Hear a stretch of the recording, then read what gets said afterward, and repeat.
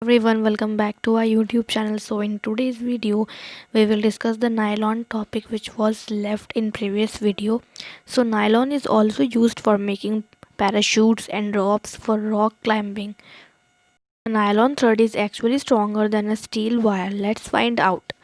So here's the activity 3.1. Take an iron stand with a clamp. Take a cotton thread of about 60 centimeter length. Tie it to the clamp so that it hangs freely from it, shown as in figure 3.5. At the free end, suspend a pan so that weights can be placed in it. Add weights one by one till the thread breaks. Note down the total weight required to break the thread. This weight indicates the strength of the fiber. Repeat the same activity with threads of wool, polyester, silk, and nylon. Tabulate the data as shown in table 3.2. Arrange the threads in order of their increasing strength. You may use a hook or a nail on the wall for hanging the fibers and a polythene bag at the other end.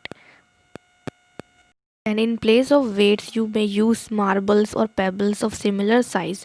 Then we have a precaution for this. Note that all threads should be of the same length and almost of the same thickness. Then we have the next topic, which is polyester and acrylic. So what is polyester? Polyester is another synthetic fiber.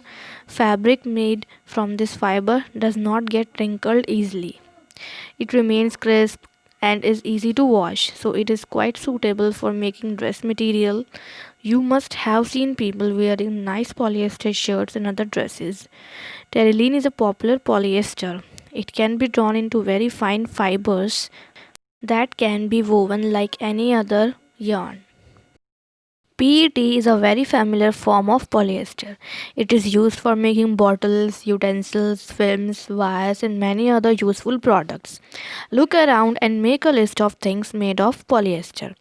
Polyester, poly plus ester, is actually made up of the repeating units of a chemical called an ester. Esters are the chemicals which give fruits their smells. Fabrics are sold by names like polycot, polywool, terrycot, etc. As the name suggests, these are made by mixing two types of fibers. Polycot is a mixture of polyester and cotton. Polywool is a mixture of polyester and wool. We wear sweaters and use shawls or blankets in the winter. Many of these are actually not made from natural wool, though they appear to resemble wool. These are prepared from another type of synthetic fiber called acrylic. The wool obtained from natural sources is quite expensive, whereas clothes made from acrylic are relatively cheap. They are available in a variety of colors. Synthetic fibers are more durable and affordable, which makes them more popular than normal fibers. You have already performed an activity of burning natural and synthetic fibers. So, what did you observe? When you burn synthetic fibers, you find out that their behavior is different from that of the natural fibers. You must have noticed that synthetic fibers melt on heating. This is actually a disadvantage of synthetic fibers. So, underline this. This is the disadvantage of this. If the clothes catch fire, it can be disastrous. The fabric melts and sticks to the body of the person wearing it. We should therefore not wear synthetic clothes while working in the kitchen or in a laboratory. So it's a precaution for this. All the synthetic fibers are prepared by a number of processes using raw materials of petroleum origin called petrochemicals. It's very important. So you should also know about this.